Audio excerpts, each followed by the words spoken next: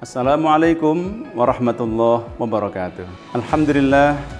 Alhamdulillahilladzi bi ni'matihi tatimmus shalihat wassalatu wassalamu ala sayyidis sadat wa ala alihi wa ashabi ahli fadhaili wal karamat. Subhanaka la ilma lana illa ma 'allamtana innaka antal alimul hakim wa tub 'alaina innaka antat tawwabur rahim. Anak-anakku, seluruh murid SIT Istiqomah yang dirahmati Allah Subhanahu wa taala. Alhamdulillah, di pagi hari ini kita dapat berjumpa kembali. Apa kabar anak-anakku semuanya? Sehat semuanya?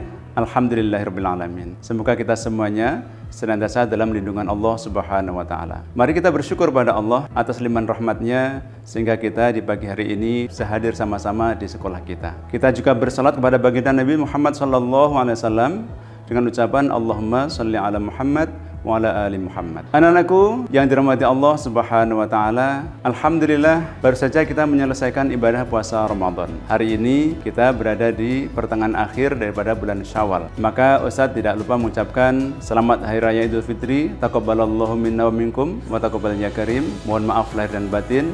Semoga puasa kita diterima oleh Allah Subhanahu wa taala. Anak-anakku yang dirahmati Allah Subhanahu wa taala, semua kita kepingin puasa kita menjadi puasa yang terbaik. Puasa yang menjadikan kita sebagaimana yang difirmankan oleh Allah, la'allakum tattaqun, supaya menjadi orang-orang bertakwa. Ada 3 tipologi orang yang melaksanakan ibadah puasa Ramadan. Yang pertama, tipologi mustad'afin. Dia adalah orang yang memasuki bulan Ramadan, tetapi tidak sedikit pun ada perubahan di dalam bulan Ramadan itu sendiri. Ibadahnya tidak ada peningkatan, puasanya bahkan juga jarang-jarang dilaksanakan, kegiatan-kegiatan yang kebaikan yang lain juga tidak dikerjakannya. Selesai Ramadan sama saja, nggak ada perubahan juga. Orang seperti ini termasuk orang-orang yang lemah imannya. Maka kita berlindung pada Allah, mudah-mudahan kita tidak termasuk orang seperti ini. Yang kedua, tipologi Ramadhaniyin. Orang ini begitu datang bulan Ramadan, subhanallah, amal ibadahnya meningkat, perilakunya semakin baik, puasa dikerjakan dengan baik, sholat lailnya juga dikerjakan, tarawih tidak ketinggalan, baca Quran setiap hari, matanya dijaga, lisannya dijaga, telinganya dijaga, hatinya pun dijaga. Tapi sayang, kegiatan yang sebagus itu hanya berhenti sampai di akhir Ramadan. Begitu Lebaran tiba, kembali lagi. Baca Quran sudah tidak lagi, puasa juga tidak dikerjakannya, puasa sunnah juga nggak dikerjakannya, sholat lail juga ditinggalkannya. Sayang, padahal dia sudah dilatih selama 1 bulan penuh. Maka orang seperti ini disebut dengan Ramadhaniyin. Puasanya, amal ibadahnya, kebaikan-kebaikannya itu hanya dilakukan karena bulan Ramadan. Padahal Tuhan kita adalah Tuhan untuk sepanjang masa, bukan hanya Tuhan pada bulan Ramadan. Selamanya kita tetap bertuhan pada Allah dan kita harus tetap berbuat baik untuk selama-lamanya. Semoga kita tidak termasuk kelompok yang kedua ini juga. Nah, yang ketiga adalah kelompok al-muttaqin. Inilah kelompok yang kita harapkan. Artinya apa? Ketika dia memasuki bulan suci Ramadan, dia begitu bersungguh-sungguh di dalam mengerjakan amal-amal ibadah di bulan Ramadan. Puasanya dijaga sebagus-bagusnya, baca Qur'annya pun tidak ketinggalan setiap hari, kemudian infak sedekahnya juga demikian setiap hari, matanya dijaga, lisannya dijaga, telinganya dijaga. Maka subhanallah, orang seperti ini sungguh sangat bagus. Dan ini diteruskan setelah selesai Ramadan. Pasca Ramadan, tetap saja baca Quran tetap dipertahankan terus, qiyamul lailnya juga dipertahankan terus. Inilah yang harus kita pertahankan. Karena itu semoga kita termasuk kelompok yang ketiga ini. Oleh karena itu anak-anakku semuanya, ada baiknya kita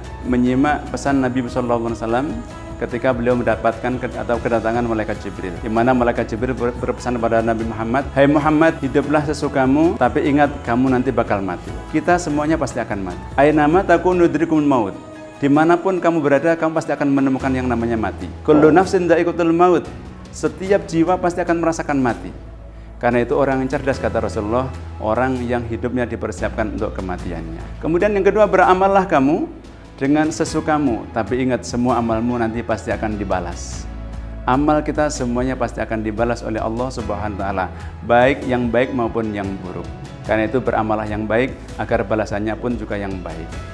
Dan berikutnya adalah ketahuilah sesuatu yang kamu sukai hari ini suatu ketika pasti akan berpisah. Siapapun dia pasti akan berpisah.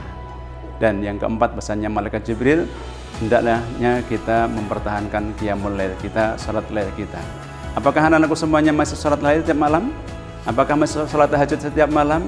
Maka pesan Bapak pertahankan qiyamul lail itu, karena itu menjadi kemuliaan seorang mukmin. Dan yang kelima adalah kehormatan seorang muslim, seorang mukmin adalah ketidakbutuhannya kepada manusia. Artinya dia tidak meminta-minta kepada manusia. Anak-anakku yang dirahmati Allah, mudah-mudahan pesan indah Jumat pagi hari ini membawa manfaat untuk kita semuanya. Terima kasih. Bapak akhiri. Wassalamualaikum warahmatullahi wabarakatuh.